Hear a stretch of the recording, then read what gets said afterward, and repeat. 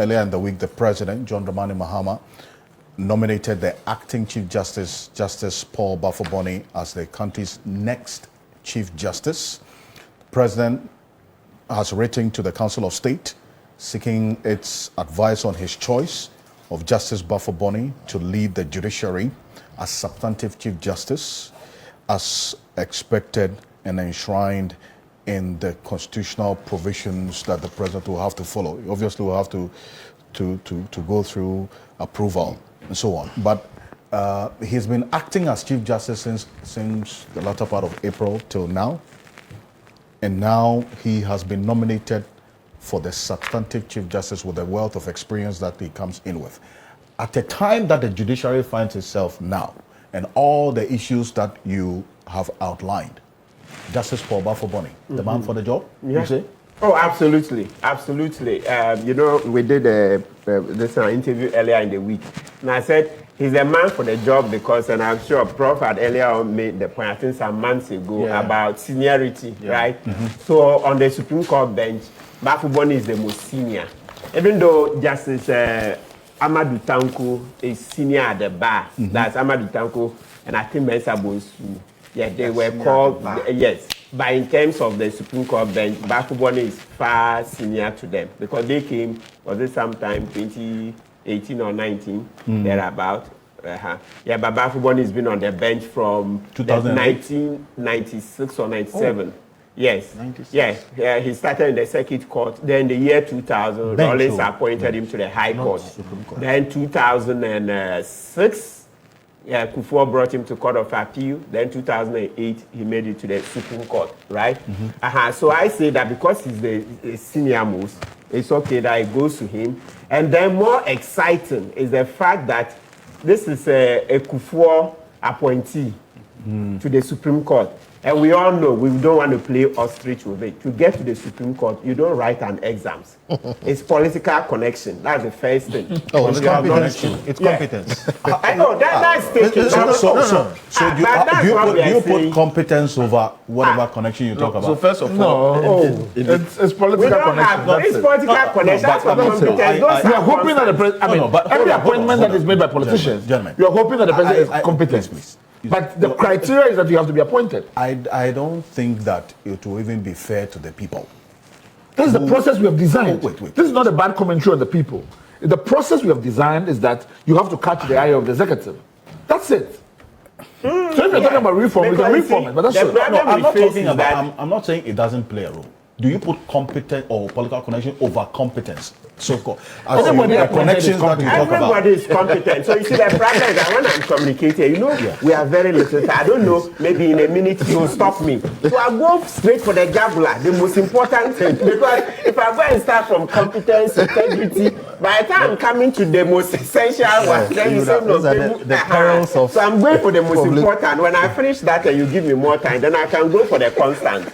So the constant is that he's been when I said he's been a judge since 1997, blah blah. I read all that. It's presumed that he's competent. That's why he's been there. If he wasn't competent, you'd have been removed a long time ago. So I don't waste any more time on the word competence. You see, so I go straight for the jugular. That is political connection. So the thing is that so he had enough political connection for Akufo to take him to the Supreme Court. And that's 2008, right? Yeah. Now, how many years on? Almost 16 years on, President Mahama is making him Chief Justice. So the point I want to say is that political connection with Akufo means that he subscribes to the MPP ideology and philosophy. So for President Mahama to overlook Justice Puaman, who is Mahama's own appointee, it tells you that we've made a huge stride forward. It's huge progress because usually every president will want to appoint people who belong to their political persuasion. I mean the ideology. You see it? The ideology, the philosophy. So to see that Justice Puaman is on the Supreme Court bench, yet President Mahama went for Baffoe, I think that yes, we should commend President Mahama for it. He didn't just say that, I'll look at my own appointee and give him the job. No. Says Baffoe, yes, you are Akufo appointee, but you have the job because you are competent, you have this is the requisite integrity, etc. And most especially to let's put another reason I'm excited that Baffoe is made it is that, you know, during the Akufo Addo time, Akufo Addo ostracized and hounded Baffoe ad nauseam, day in, day out. Baffoe, they wanted him to resign, from what I've heard from certain sources. They wanted him to resign. Godfred was sent to go and broker a deal. The sources told you that? Yes. And you know, I've said it a number of times here. If it was false, I'm sure it would have taken me on. They were hounding him out of office because Baffoe had the temerity to vote against Akufo Addo in the election 2012 petition. Okay. You know, the matter of the presiding officers who didn't sign the signature. If Baffoe had voted for Akufo Addo, then it would have thrown the elections into a second round because all those constituencies, etc., they were to be nullified. You see, but because Baffoe didn't vote for Akufo Addo on the bench at that time, when Akufo Addo took office, Akufo Addo never forgave Baffoe for it. So they gave him hell. It was pathetic. Even Jubilee House, for most parts, was a no-go area. He wasn't welcome to the Jubilee House, etc. It was so horrible.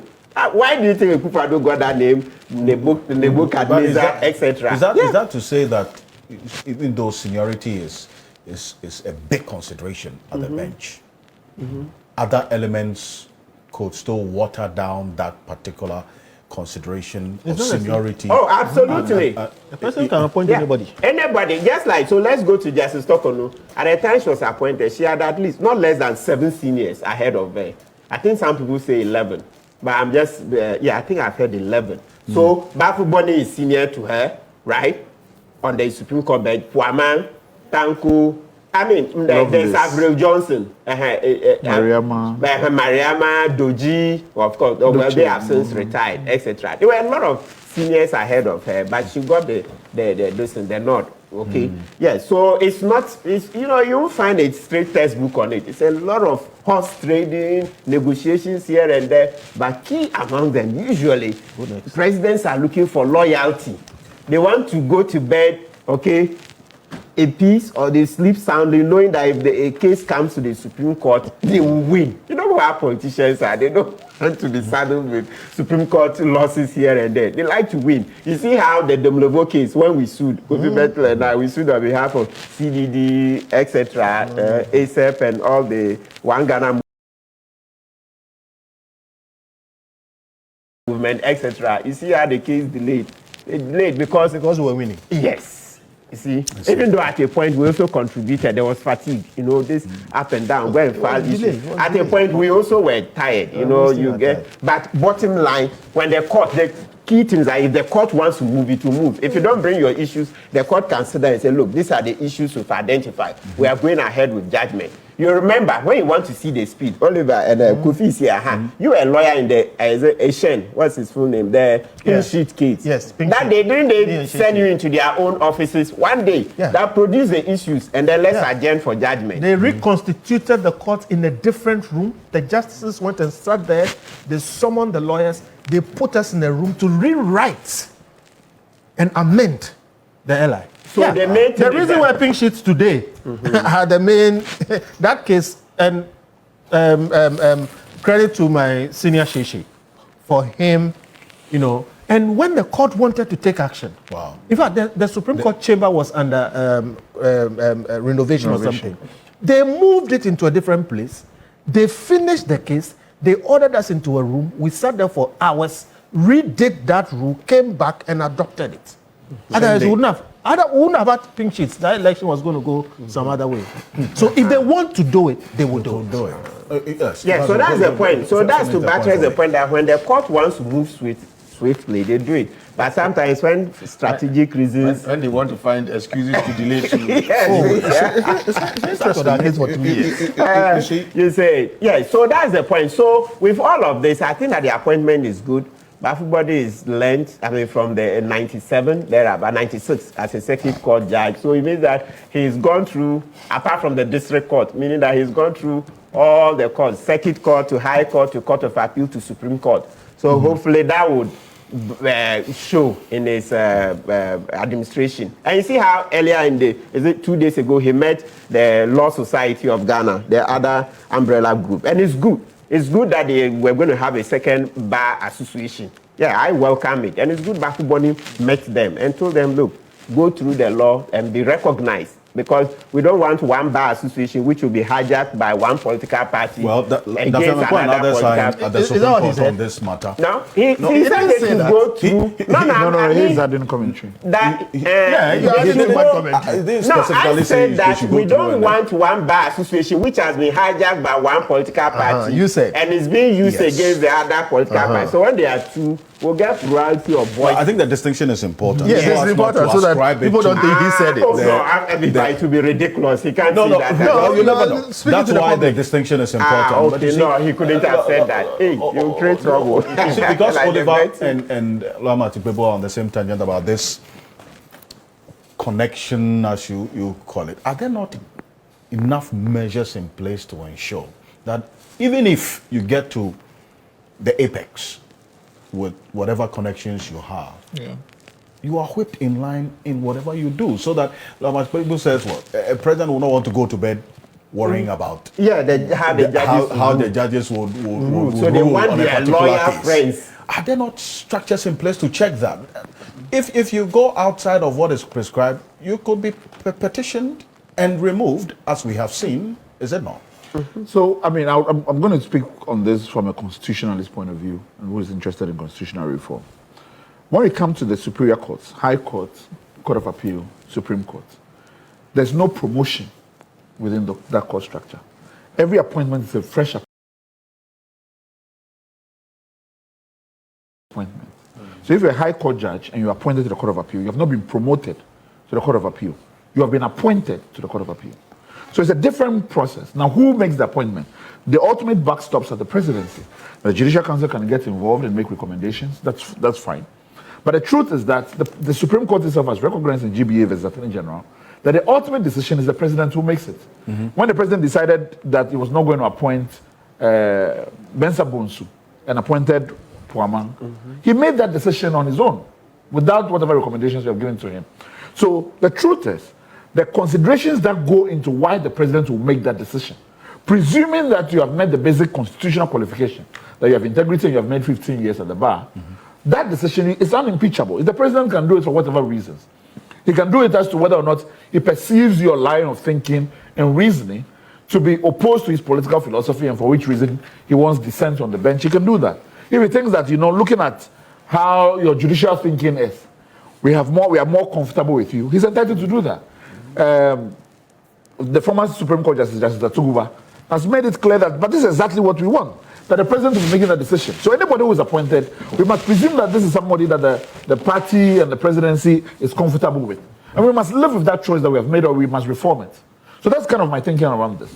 But that does not discount the fact that, Chief Justice, potential Chief Justice Baffoe Boni is stepping into a role in which, from at least the little we have said here, we can tell that there's so much problems within the judicial system. It is not fit for purpose in delivering the justice that we require. It is not. Nowhere close. Even, and I have talked about even the corruption within the judicial service itself. One of the things when I started the law firm was that I told my staff, we're not going to pay any bailiff to go and serve a process. Then it means that my clients will all leave me. Because none of your processes will be served. We're routinely paying people to go and serve a process for you. That is unconscionable. After paying legal fees. After paying legal fees. It's unconscionable. Now, to determine whether or not somebody has filed something, you have to write a letter, you have to go to the registry, go and pay, search, wait for days, to determine whether or not the person has even entered appearance. How can I not have a system when I say that, okay, this is there, the person has already entered appearance? So there's so much. The system is there, they are not using it. It is such a system that I don't understand what we have created. I don't get it. So the job for leave it and come and teach. So somebody should fix it. I don't get it. Somebody should come and fix it. So there's so much problems across board that only a reform-minded Chief Justice can get us where we need to go. He has a few years when he comes in to be able to take us there. And by some strange reason of coincidence, he is head of our judiciary and his wife is head of the prison service. These are key institutions in our criminal and our justice system. So how they plan reform from home and come and deliver it to the public, they have to figure out how we get it. But because we are in such a, let's not mince words about it. We are in a mess. It's a complete mess. So many of the problems we have, our ability to restrict public officers, our ability to get the executive to conform, a lot of it deals with our inability to get anything done with the court system. Yeah. Nothing. The whole country down. I'll give you an example. I have been representing individuals that were deported from the US. In the US system, the names of these individuals is a way in which you can anonymize it. We don't have any of that procedure here. You must disclose who the applicant is. Yeah. To file a lawsuit, you must disclose your private residential address. What is the privacy concerns around that? When you have an emergency application that you are supposed to make, and when I say emergency, not every emergency must be ex parte. Sometimes it must be on notice. You have to be able to file it for the AGs to respond. The US, they have it. Yeah. Everybody's responding immediately. The judge can take it by video in their home, wherever. We don't have any process. This is why the police can wait. When we have notified them for 3 months to go on a protest, the night before they go and file a process, and you tell me that you must wait for another 3 days to go. It's a mess across board. So I don't know who is like, there's no design thinking, systems thinking in terms of how we administer the judiciary. And then when there's no justice, then we all come and complain, and we go and vote again. And new people will come to tell us to give us the same thing. But the system's element stays the same, and nothing is going anywhere. So for me, those are the critical things I want the Chief Justice to be judged on. And hopefully we see real momentum on that, you know? And that's a system is inheriting. But then again, how many years does he have to stay as Chief Justice? Oh, a lot can be done in a year. A lot can be done in reforms in a year. Next year. You know, That's a little over a year. A lot can be done in terms of reforming the Let's be system. clear, not much can be done in this country in 1 year trying to move around a ship like the judicial service. It is not difficult, it's not equal to impossible. All right? If they get a crazy guy in that place, he will insist that in 6 months, that multi-million-dollar IT system that we have put in place be used. Some of the things Oliver is saying, they sound crazy, but there's no reason why we don't have it. Look, we had to even amend our LI, okay, to allow electronic service. I have been saying for at least 5 years now that there should be a system by which once a lawyer gets onto the file, that lawyer will be served by email. And the system we have now, it is possible for you to be able to check these things in your office. They simply won't use it. The problem in our judicial system is the judicial service. It's not just even the judges and the lawyers. The service, like you said, the bailiffs. You pay filing fees, you still have to pay a bailiff, then you have to follow up. You want to do a simple search, and it's a mess. Something that you should be able to do on a computer. We can go on and on and on and on. But my point is, it will take strong men standing up, and this is not a matter of law, it's a matter of administration, okay, and executive management, to say that, look, this system must work because we've spent the money on it. Look, for instance, transcription. We spent money on microphones, equipment, and all those things. Simple maintenance, okay? In a short while, in a matter of months, they were all shoved aside. We go to court, we stand there, and you should be speaking while somebody is typing. The person who is typing is not the lawyer. Sometimes you use legal terms, and you have to repeat it 2, 3, 4 times. It's not their fault. Okay, that thing even messes with your mind. All right, there's no reason why it should be so. When today there is very cheap software, in fact, some of it can be on your phone. By the time you finish AI, it will summarize, give you all the key points and everything. Years ago, outside, I will mention, you go to court today, all right, in 24 hours, you receive in your email the full record of the previous court session. There's no reason why we can't have it here today. All right, so those are system issues, and I think they can be dealt with. On the substantive issue of the appointment of the new Chief Justice, look, there is no lawyer who knows what he's talking about who will deny that Justice Baffoe is extremely experienced and competent for the job. There's no problem there.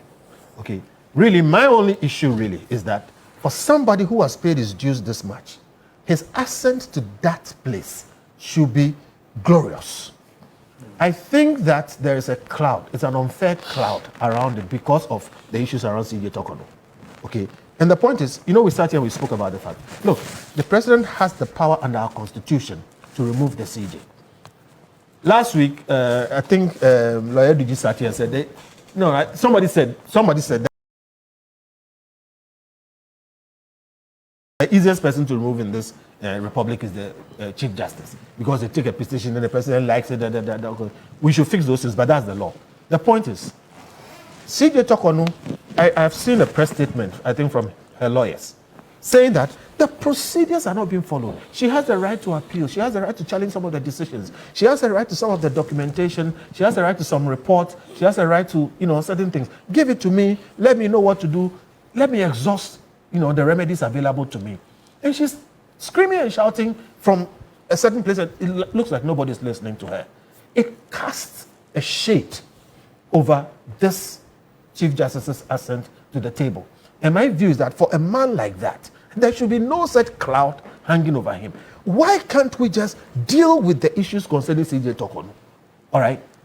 She's claiming there are procedural breaches and issues concerning her removal. Let's resolve them and let this man who has earned his place ascend to that place gloriously. So one, I have absolute respect for Justice Baffoe. He's been there all these years. Who has heard anything about him? All right. And like people are saying, sometimes you expect him to go this way, he'll go that way, not go way. And I think he merits that position. In fact, it's a shame that he has so little time left. And these reforms and things, I would have been happy to help him to do it, for instance. But he has this little time. I think the time that he has, he should try and really break some things. To break some things? Yeah. Like what? The system. Okay. And I keep saying, the judicial system. You see, it's hardened. All right? And you can't do anything about it. Look, we have paralegals. They go there, they are trying to do filing. They come back and they tell the master, this one, if you are not a lawyer, you can't get anything done. And like we are saying, we've spent millions of dollars on software, okay? They've chosen not to use it. All right? And the judges are stressed. Okay? They have to do so much work. All right? And I think that he should just be bold and fix this system. If he needs the help of Oliver and Kwe and whatever it is, we'll all be happy to jump in and do something. So one, it's sad that we are not dealing with the shade and the issues around CJ Tokonu so that will be cleared and then he can ascend clearly. That's one. Number two, he does have a challenge coming forward. Look, until you know some of the history, people think that, President Mahama has removed one person and he's going to put, his person there. So he will carry that baggage too, and he would have to deal with it. So dealing with the executive is another challenge that he will have. You have a situation where, like I said, the president is becoming imperial because clearly Parliament can't control him. All right? And then there will be this perception around the new CJ that, he put you there. And the thinking is that if he put you there, you're going to do his bidding. He has to show that he's not going to be anybody's, do anybody's bidding. And then he needs to leave a legacy, short as his time is. For me, I think that's some sort of advantage too. If you have a long time, you have more to fear. Short time, do what you have to do. When the time is come, you move. There is a reform going on, and I'm extremely grateful for it. Professor Kweku Asare, at a point I was his lawyer, on General Legal Counsel. We've been fighting, it's up 10 years or so now. Okay, and some of the things that are being reformed now are the things that he's been fighting for. Some of us have joined him fighting for the reform of legal education, the reform of the systems, this new bad thing that is going on. My only issue with it is I don't think it should be a fight. It should be something that we can sit there and deal with. Nobody is arguing about freedom of association and all those kinds of things. This CJ has to sit over all these reforms. Okay, reforming the General Legal Counsel and all those other things, and then reforms within the court system. We should have 24-hour court. All right, in this government where 24-hour has been declared, some people will opt to go to court at night, and there'll be some judges who may be willing to do it. The systems can run. So you subscribe to that 24-hour court system? I said it many years ago. Okay, that there is no impediment in the way of saying if you want to come to court at night, if there's a judge, it should be possible for us to do it. It will sweat our resources. Overnight, nothing is happening in the courts. Look at all the traffic and everything. Some people would actually offer to do. So there's a lot to be done. The man that is ascending to that position is extremely capable. I hope that he will have the wherewithal and all these other things hanging around him can be resolved. And if they are resolved, we'll all be happy to support him to succeed. So whether there are any lingering issues about the former CJ and the removal, the Attorney General is seeking some clarity at the Supreme Court. That's a matter we'll get into briefly. Yes, Yeah, but Counsel. just a small point on the 24-hour point. You wanted to just a point that, former Chief Justice Tokono introduced afternoon courts in Amasaman, and I think Medina and a few others. So maybe Justice Baffoe can do scale up. Evening courts. Yes.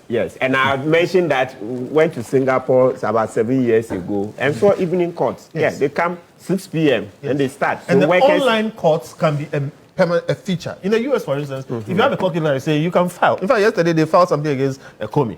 All right, you can file emergency issues, habeas corpus, etc.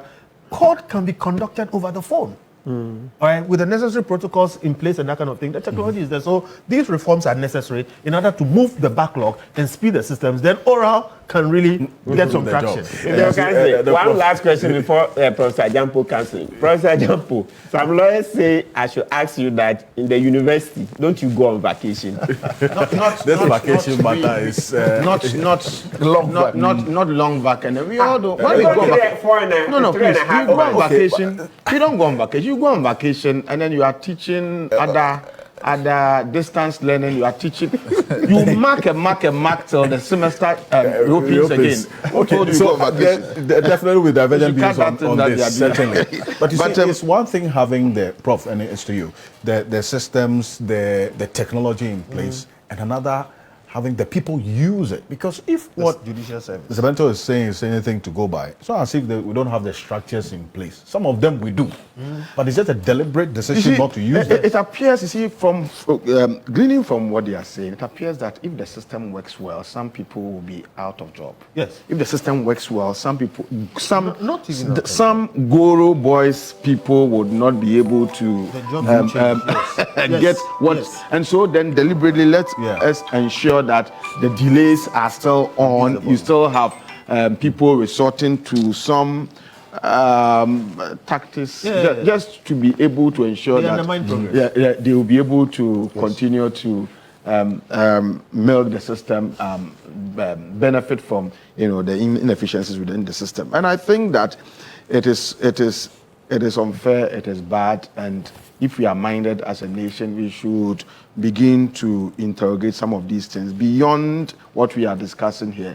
You need a CJ who comes in to say that, look, I'm a reformist, and so all these things we are bringing about reform. Truly, let me say that when Justice Annan was recently made to act as Chief Justice, I held that, I think the acting... recently, I think Annan acted, yes, may have traveled, yes. So when Justice Annan acted as a CG, I held a thought that, look, this man may possibly be made the CG because he's an appointee. He was sent there by President Mahama. But for President Mahama to appoint someone appointed by Akufo into this position, in my view, tells us the inclusive mindset of President Mahama. For daring to speak his mind about, in his ruling on the 2013 election petition process, we all know that this man was undermined, he was disrespected, he was marginalized, and he was treated very badly. But me, as a man of faith, I believe that God's time is always the best for all of us. And so today, he has the opportunity to prove his mettle. As all of you have said here, everybody knows that he's a very hardworking and a very competent person. I had the opportunity to meet with him just for 1 minute. And within that period of 1 minute, within 30 seconds, I was convinced that, look, this man is a very tough, rugged person. He knows his stuff. And so I believe he would excel. And he will be able to sit also, as all of you are saying, given that he's able to blend the traditions of both the NDC and MPP, a Akufo appointee and a Mahama appointee, given that he's able to blend, he'll be able to blend the traditions of the two parties. I believe that he is competent to sit as an independent arbiter, and his sitting and his leadership of the judiciary will help to restore the lost and dissipated public confidence in the judicial, arm of government. So I want to wish him well. And like you all have said, he may not be someone who would have enough time, on the judicial. I don't know whether our constitution allows for people to have their contracts as CJs external. I don't know. You are the lawyers. 6 months. So it can be extended. It's 6 months for him to complete judgment. Okay.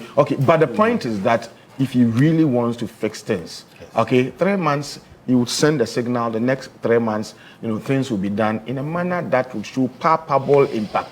And so, Justice Baffoe, I have a lot of confidence in you. The president has a lot of confidence in you, and your own background as somebody who is able to blend the two main traditions within our political landscape should help you to serve as an independent arbiter and should help you to restore the lost confidence in the judiciary. So, is there lost confidence? I have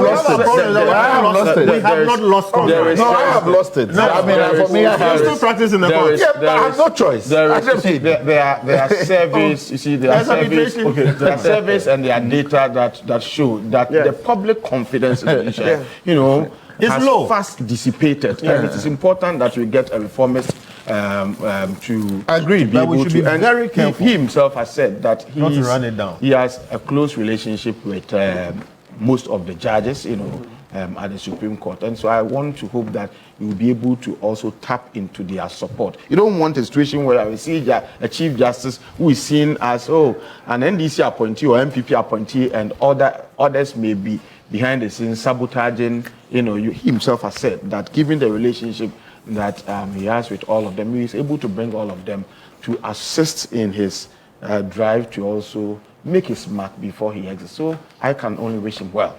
Okay, thank you. Quite a number of your messages, Professor Stephen Kokwasare. Thank you so much for the earlier messages. It says that the discourse this morning with divergent views offers us all to think of ways to develop this country. Oral must work. There's nothing negotiable about it. Beyond oral, it says there must be OPAL, Operation Prevent All Loot. That's more important. Operation Prevent OPAL. Yes, that's more important. Yes. So the prevention as well is what he is also emphasizing. It's more important than oral, in your view. Yes. In fact, Prevent all loot. If we just let systems work, audit system, etc., we should be able to prevent payroll. Okay, it takes a month for you to prepare it and then you pay. If we prevented it, we'll have fewer things to do oral over. And our systems are not primed to do a quick oral, like it was promised. So prevention is more key. David Kopo says, good morning. Stand greetings to Lawyer Martin people. Okay, so a number of people sending messages about your outfit today. Thank you. They say we should change, so I change for them today. Okay, thank you. This one says, indeed, I agree with Professor Jampo. Let Musa Danqua's focus as well be on the sectors of the economy Ghanaians want the government to tackle. He's done a survey on that, as well. So it's one that we touched on as well. This one also here says, good morning.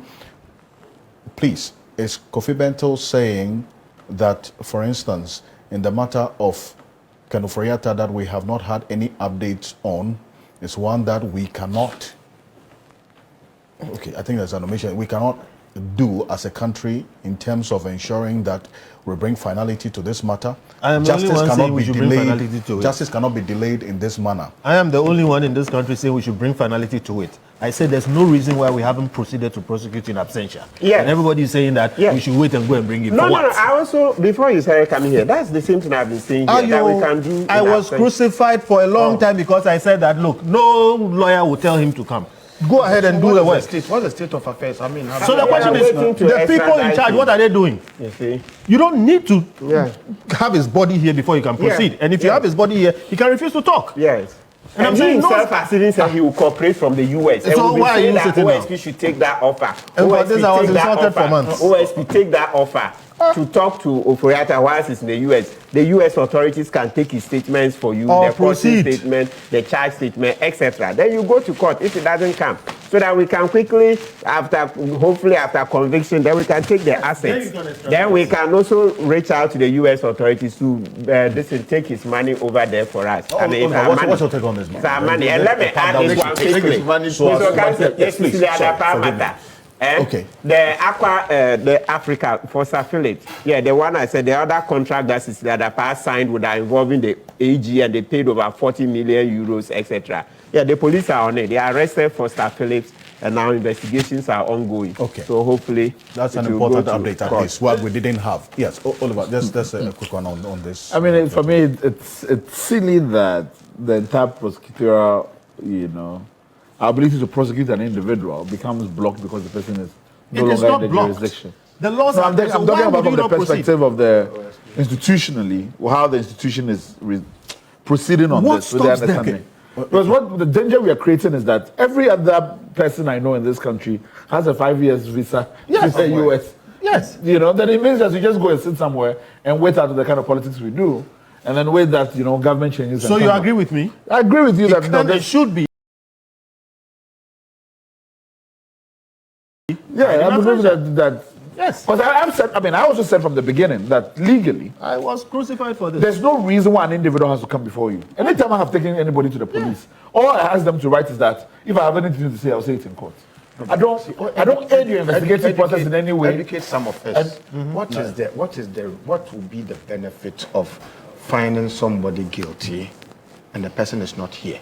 What will be I just want to... It's a legal position which changes the stature of the person locally and internationally.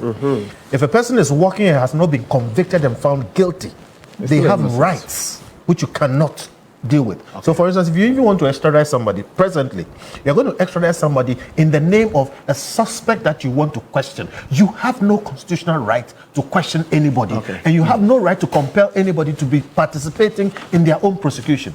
If, however, the person has been tried and convicted, whether with a lawyer or not, then that person is a fugitive from justice, and the international system will extradite them easier. So I have a problem with the people who say that they want to extradite somebody just to question him, when the person can come and sit here and refuse to talk. You mean the special prosecutors? Yes. This one says...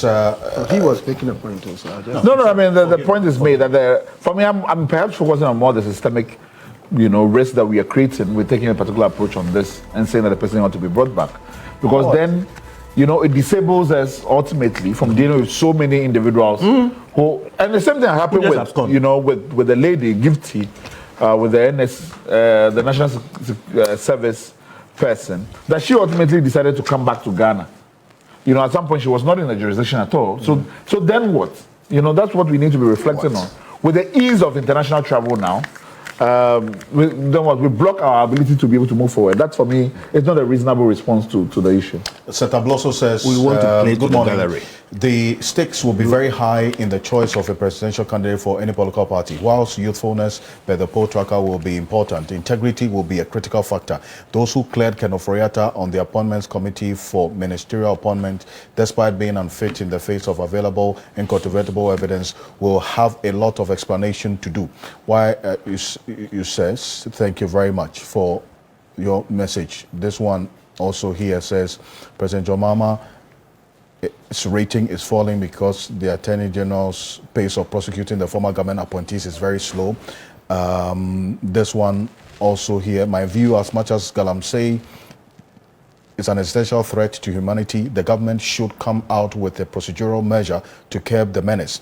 If all those measures don't yield any results, then we would resort to the emergency declaration measure. Professor Edu. Thank you very much, Prof, for, it says it will be premature decision on this infant government to declare state of emergency in all mining sites. It says this security zone recommendation that has been taken from your platform is the way to go. Thank you. This one here says that kindly find out from Kobe Bento, a keen advocate for Dr. Bawumia, if he made such laudable suggestions in the past. You say, okay, thank you. Yes. This one here says, Mohammed from Salaga says, I'm proud to be a Ghanaian, giving the drop in John Mahama's ratings. We are indicating that we can think and choose what is right. Indeed, if we don't see the prosecution of these persons that have been alleged to be involved in corruption, the drop will be drastic in the next survey. I'm always on this platform in the morning. Thank you very much. This one also here from some of our Facebook viewers. This is from Money Neymani. He says, good morning. It says, please tell Oliver Wakavamawa it's not too late to propose the solutions he has talked about this morning to the Attorney General. And he can also offer his service to the Attorney General. Well, I think it's something that he's open to. I don't know. This one also says we should think about the 24-hour courts as well. The night courts, is it going to come with allowances for the judges? Please ask Mr. Bento to answer that. Absolutely. Yes. It goes without saying. Is he a judge? So in fact, the president 150% is over time. So that would be more lucrative. And the people who will go should pay an extra. Okay. And people will opt for it. Yeah, you pay an extra to go for night court. And then the judges will come. There's an extra for them doing it. So it's an option that many people But you pay an extra not to go and have your judge, your lawyer dictating to somebody. Exactly my point. I could not stand it. I just have to. I can explain to you the system that will make it work tomorrow. Okay. It's the system. Talk with Dr. Nyaho Tamaklo. Good morning. He says, age does not determine a good leader. It's a person's policies, integrity, and vision that truly matters. History has shown us great examples of effective leaders who achieve remarkable feats, even in their later years. Take, for instance, the aftermath of World War II, when Europe lay in ruins. Leaders like Konrad, who became Chancellor of Germany at 73 and led the country's reconstruction. Winston Churchill, who led Britain to victory in his 70s. And Charles de Gaulle also, who shaped France's future from 68 years onwards, demonstrate that it's not age that matters. Similarly, in our own context, Kwame Nkrumah in his 50s, with a bold vision for Ghana, propelled the country forward. It says that let's focus on essential qualities when evaluating our leaders and work towards building brighter futures for ourselves and for generations to come. Thanks for watching. Like and share the video. You can also drop your comment. Please don't forget to subscribe. Click on the bell to turn on the notification.